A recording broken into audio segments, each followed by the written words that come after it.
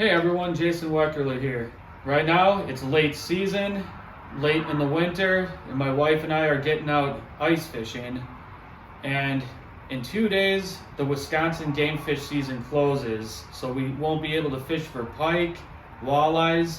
You can only catch and release bass. You can't fish for muskies, but that season's closed already right now. But we're gonna throw down some dead smelt under our tip-ups late in the season. Dead bait works really well late winter, early spring, when the pike are scavenging around for dead fish and actually getting ready to spawn, because pike actually spawn underneath the ice. We're gonna throw down some dead bait, jig around for some panfish, but hopefully we can get on the ice today because the shoreline ice is getting really bad now out on the lakes. But as long as we can get on the ice, I'm sure we'll catch some fish. Let's get out there.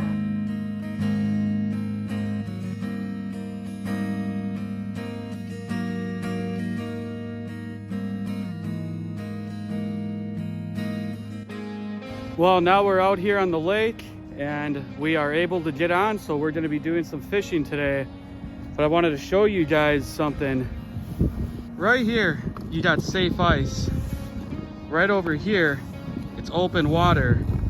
It's open water because people have been taking their ATVs out on this lake still. Now, if you guys can help yourself, leave your ATVs at home when you got conditions like this, when the ice is melting, because this can turn into a big mess for anyone else that's trying to get on and off the lake. You ready, babe? You ready to catch some fish? Yep. All right, let's do this.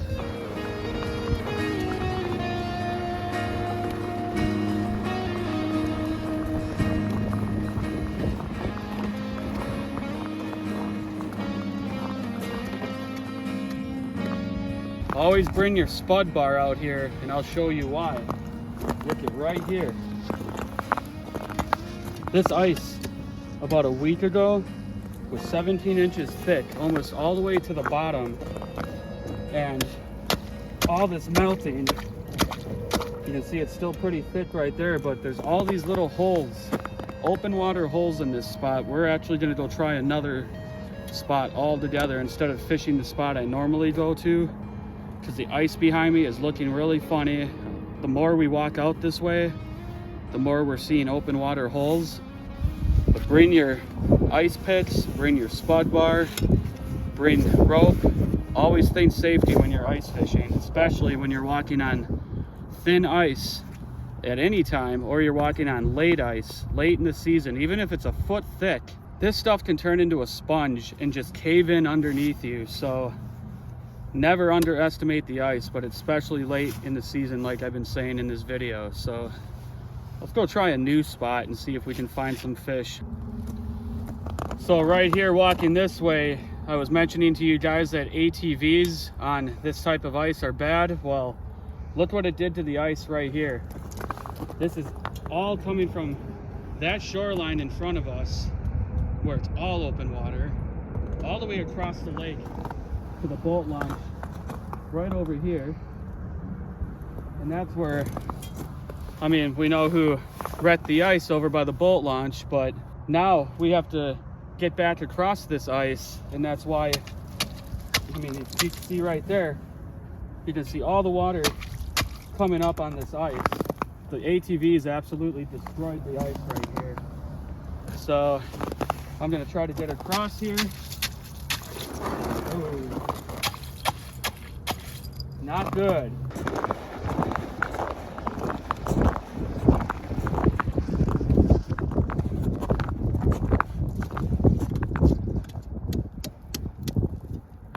You can see right here, there's another hole. These aren't people's ice fishing holes.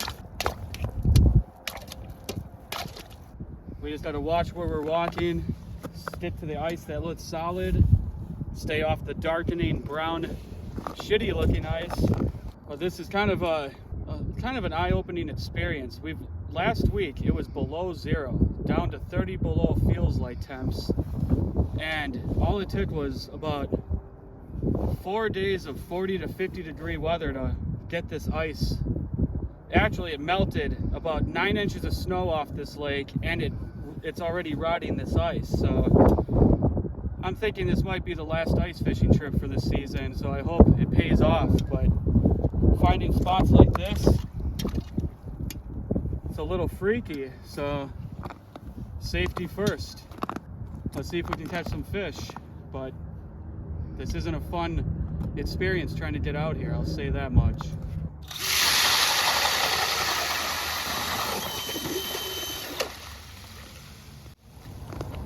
All right, the ice is about, I'd say 7 inches thick. It's lost 10 inches in the past like 5 or 6 days. I was standing on 16 to 17 inches of ice here probably about 5 days ago now. And my wife and I were gonna try by these islands over there, but we started walking in this direction, and as you can see right here, there's a big 6 to 7 foot wide hole in the ice. I have no idea what made that hole, and I've walked into spots where I've hit the spud bar on the ice and it went through pretty much right away on the first whack.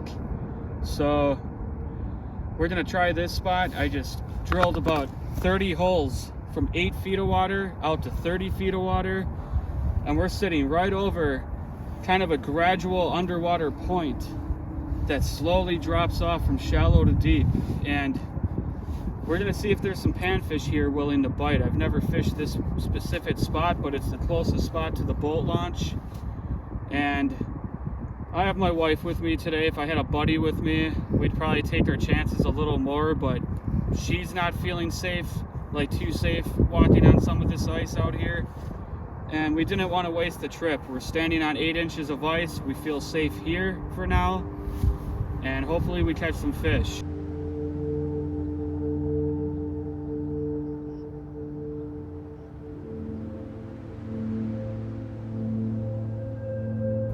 All right, now that we got our holes drilled, I'm setting my first tip up, and I'm using dead smelt. I got these ones covered in minced garlic, because pike love the taste of garlic, believe it or not.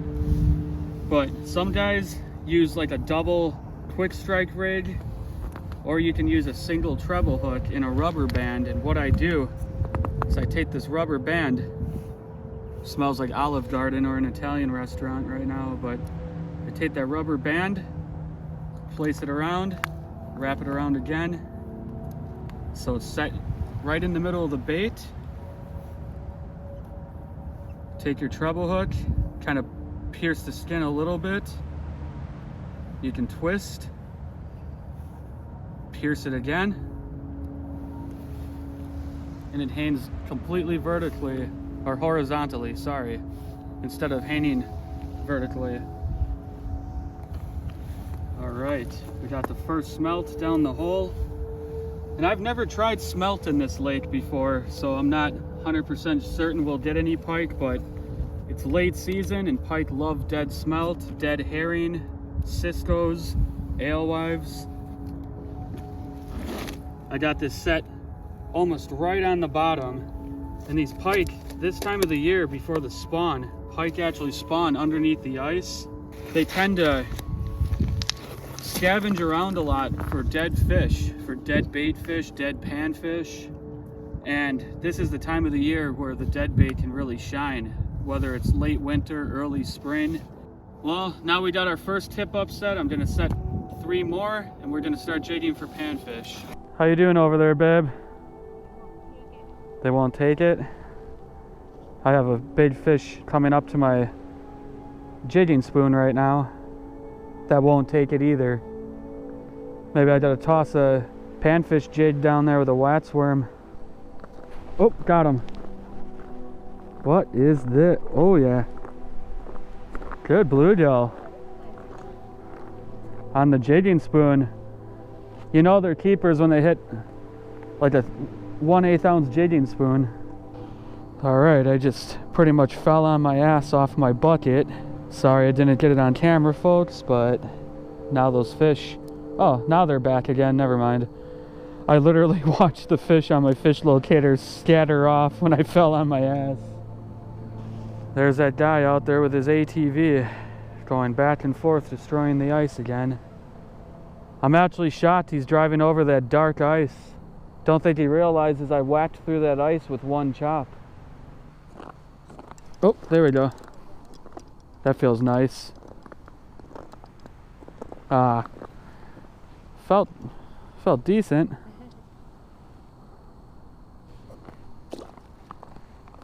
Oh, that one hit it hard.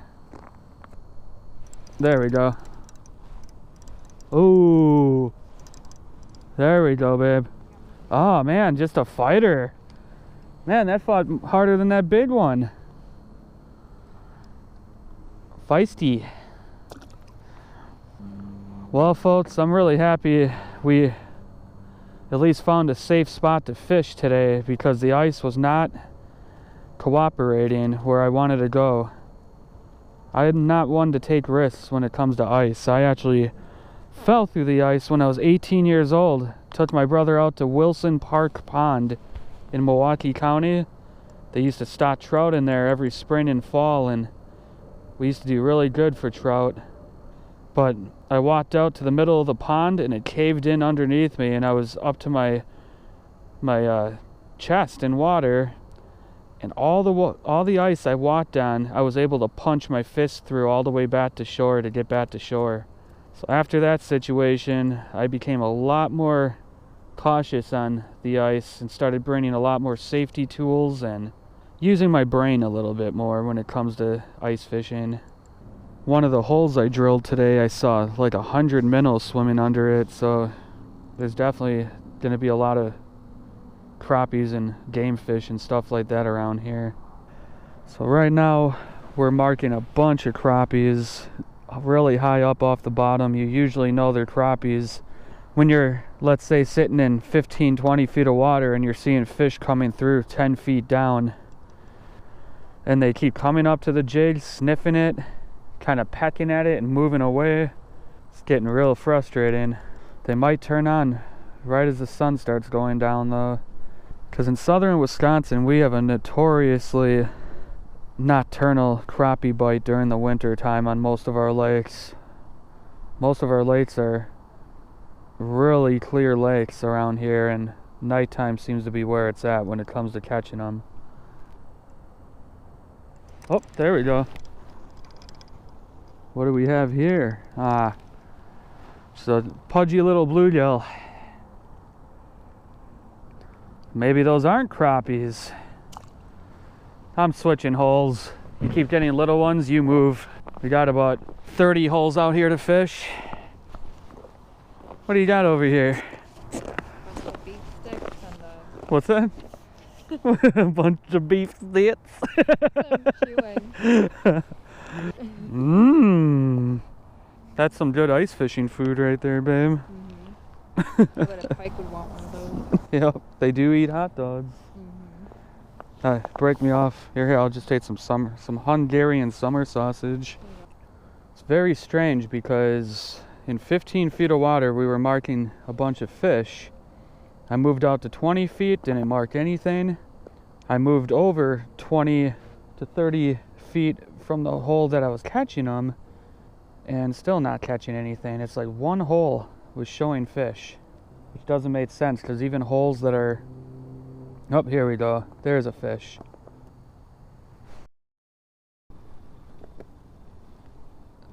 Yeah, that's a good bluegill. Yeah.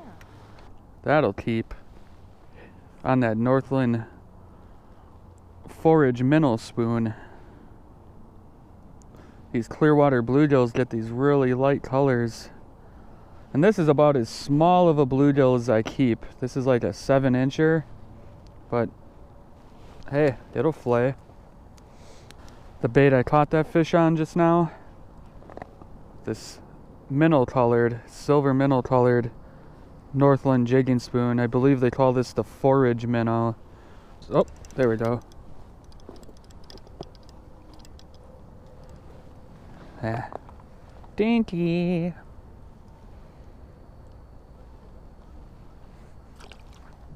Alright, just switched holes again and marking something down there, but I'm not sure it's a fish or if it's bait fish.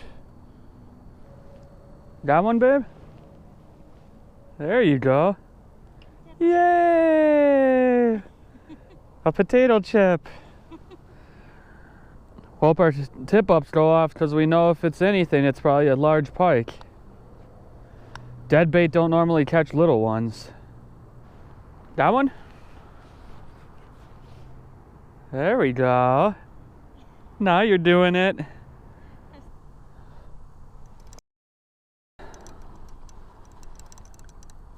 Little guy. You're so little. Alright, it should be dark out in about an hour or so, and fish are turning on more and more as the sun sets, which is pretty typical and predictable for fishing. Sunrise, sunset. Usually a prime time to be on the water or the ice. Huh? Oh yeah, those are muskrat holes then. Wait, is that a muskrat come out of that hole over there? Yeah, that's a muskrat hole. Just get the hell away if it comes up by you. They can be mean. Hey babe, get attacked by the muskrat so we get a viral video.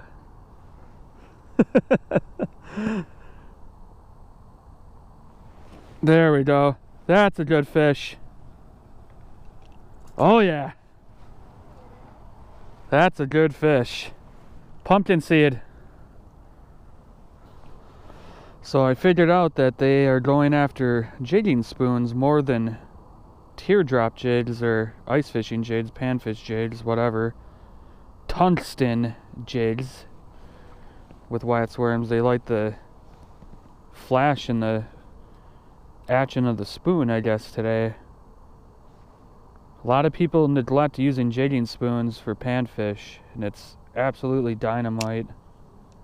If you can't catch them on it, you can at least attract a bunch of them underneath you so that you can throw down something smaller and get them going. Oh my god! That one came up so fast. I never seen anything like it. Wow, that was fast.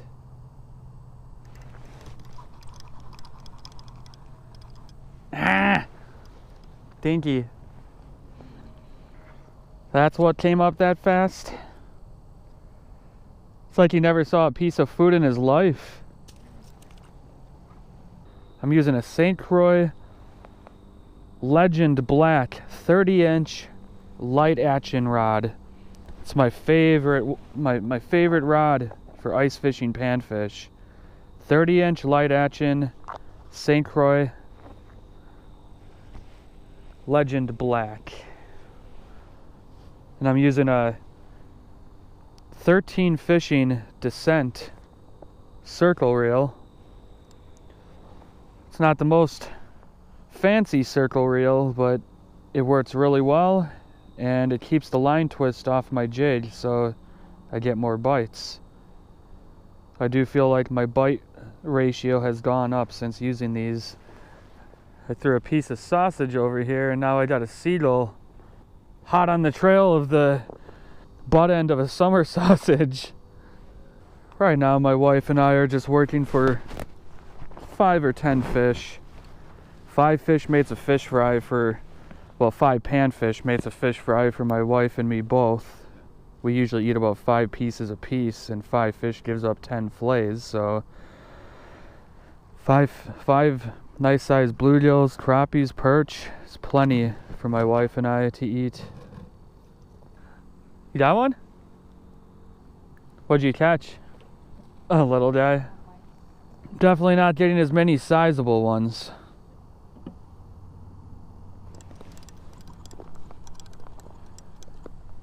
Getting smaller.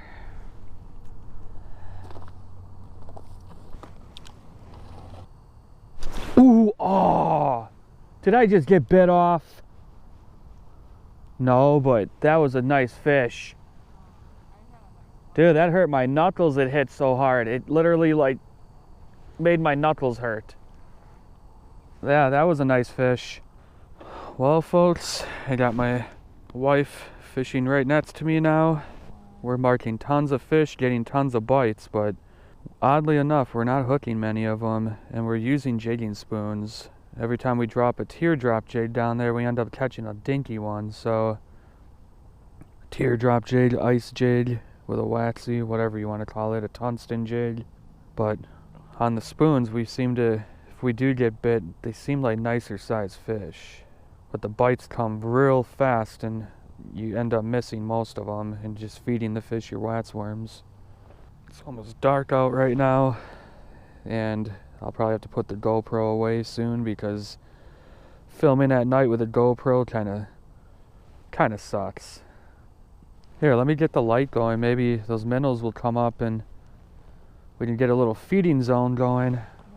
Got the light going now, and oftentimes light attracts minnows, which attracts fish, so maybe if we got some crappies moving through here, we might be able to get some. Oh. Yeah. Dink. Dinky. Hey, it makes me happy though. The bluegills are still biting. They weren't doing this the last few times I was out here. Once it was this dark, they were done. Oh. Ike. Ay caramba. Little bluegills in the dark. And who says that panfish don't feed at night, right? Or bluegills. They do if they have a light source. Alright everyone, we just packed up all our gear and we're getting out of here, but hopefully you guys learned a thing or two about ice fishing safety if you don't already know these things already. There's some people new to the sport of fishing and ice fishing that watch my videos, so this information was more so for them than anything. But don't risk your life for fish. The only reason we stayed out here today is because we found a spot that we felt safe. We saw a guy today driving back and forth on his ATV, going over spots that I literally hit one time with the spud bar and it went right through the ice. We're literally dealing with spots on this lake that are like 1 to 2 inches thick. Last week there was 16-17 inches of ice on this lake when I was fishing it, and it lost 10 to 12 inches of ice already just in 5 days of 50-degree weather. Absolutely crazy. I've never seen the ice melt so quick in my life. Been ice fishing about 30 years of my life or more, and usually you get about 3 weeks of late ice, warm days, late ice, good pan fishing, stuff like that. But I don't think winter 2025 is going to be keeping ice around much longer. It's already almost March now, and it's been 50 degrees out. We have a few cold days ahead. I might be able to get out a couple more times, but I don't risk my life for fish. Either should you, especially if you have loved ones like your wife, your girlfriend. If you have your kids out, don't sit there and drag them out on a lake where they could die. So bring your spud bar, bring your ice picks, bring a rope. But if you're not feeling, like if your gut instinct tells you get the hell off the lake, get off the lake. And I just found a spot close to the boat launch, put some tip ups in, caught some panfish. Was expecting a little bit more size to the panfish, but wasn't in the cards today. At least we caught some fish. I was happy to get out with my wife fishing. Now we got to walk back to shore and be very careful. If you guys like this video, subscribe to my page, hit the like button on this video, help the page grow. Take care, stay safe on the ice, and good luck fishing.